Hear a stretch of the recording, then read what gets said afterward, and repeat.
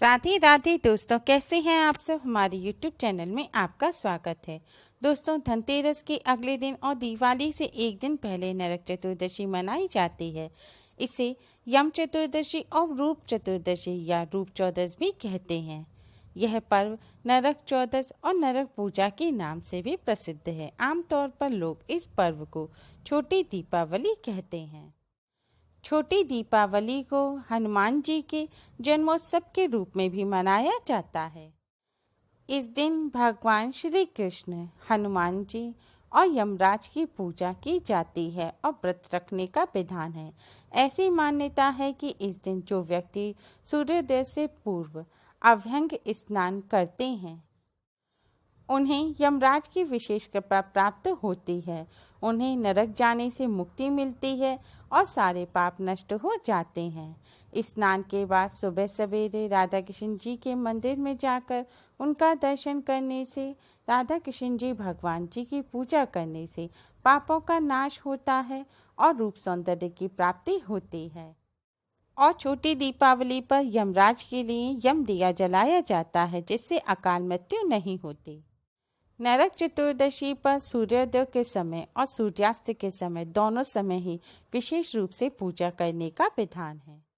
हिंदू पंचांग के अनुसार नरक चतुर्दशी कार्तिक मास के कृष्ण पक्षी चतुर्दशी को मनाई जाती है। वैसे तो नरक चतुर्दशी धनतेरस के अगले दिन मनाई जाती है, लेकिन पंचांग के अनुसार इस बार दिवाली की सुबह भी नरक चतुर्दशी पड़ रही है।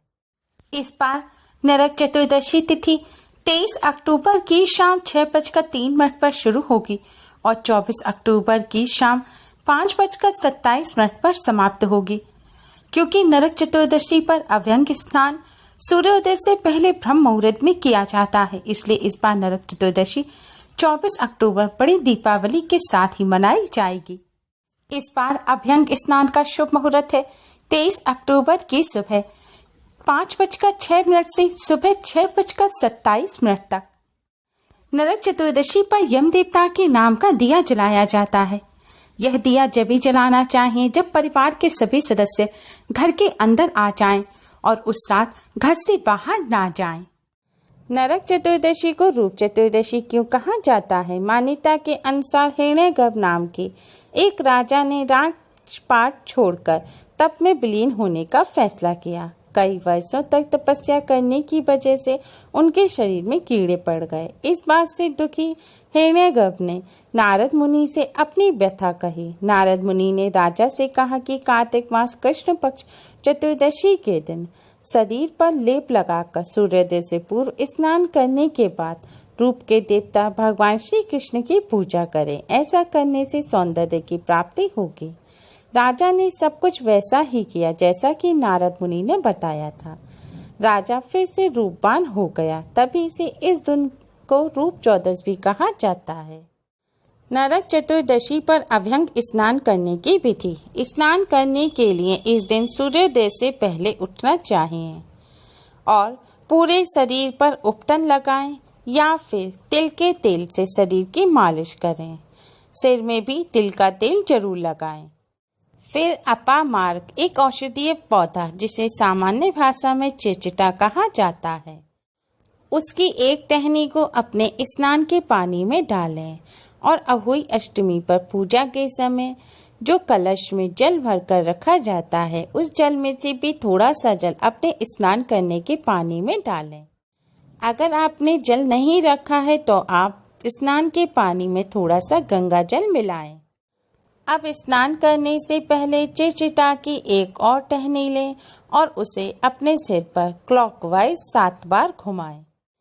अब सिर पर पानी डालकर स्नान करें। स्नान करने के बाद एक लोटे में जल लें, उसमें थोड़े से काले तिल मिलाएं।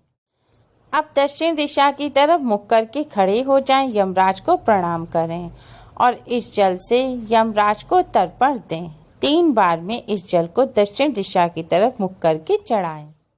इसके बाद भगवान श्री राधा कृष्ण के सामने एक शुद्ध घी का दिया जलाएं, सुगंधित धूप बत्ती जलाएं, उन्हें पुष्प अर्पित करें, कुमकुम से तिलक करें, भगवान जी को भोग लगाएं और भगवान जी का पूजन करें। पूजन में आप राधे नाम का जप करें। ओम नमो भगवते वासुदेवाय या ओम कृष्णाय नमः मंत्र की कम से कम 1 माला का जाप करें। फिर भगवान जी की आरती करें। इसके बाद बजरंगबली को प्रणाम करें, बजरंगबली को भोग लगाएं और हनुमान चालीसा का पाठ करें। भगवान श्री राधा कृष्ण जी की पूजा करने से सौंदर्य में वृद्धि होती है और सभी प्रकार के चर्म रोग दूर होते हैं। बजरंगबली की पूजा करने से सभी संकटों से मुक्ति मिलती है और बल बुद्धि का आशीर्वाद प्राप्त होता है। नरक चतुर्दशी की रात को अकाल मृत्यु से परिवार की रक्षा के लिए यम देवता का नाम का दिया जलाया जाता है, उसे यम दिया कहा जाता है। दिया जलाने के लिए एक बड़ा मिट्टी का दिया लें, उसमें सरसों का तेल भरें और एक रुई की बाती लगाएं। संध्या काल के पूजन के दौरान आप दिए का पूजन करें। दिए में थोड़े से खील डालें, थोड़े से मिष्ठान या फिर एक बताशा डालें और 1 रुपए का सिक्का डालें। अब दिए को मंदिर के सामने ऐसे ही रखा रहने दें। फिर जब घर के सभी सदस्य घर के अंदर आ जाएं, तब घर की बड़ी महिला इस दिए को ले जाकर अपने घर के मुख्य द्वार पर जलाएं और दिया जलाकर दिए की लौ को दक्षिण दिशा की तरफ करें। फिर यम देवता को प्रणाम करें और अपने परिवार के सभी सदस्यों की रक्षा और सुरक्षा की प्रार्थना करें।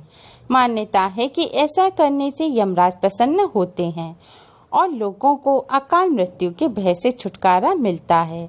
वहीं दक्षिण दिशा में दीपक जलाने से पितृगण भी प्रसन्न होते हैं।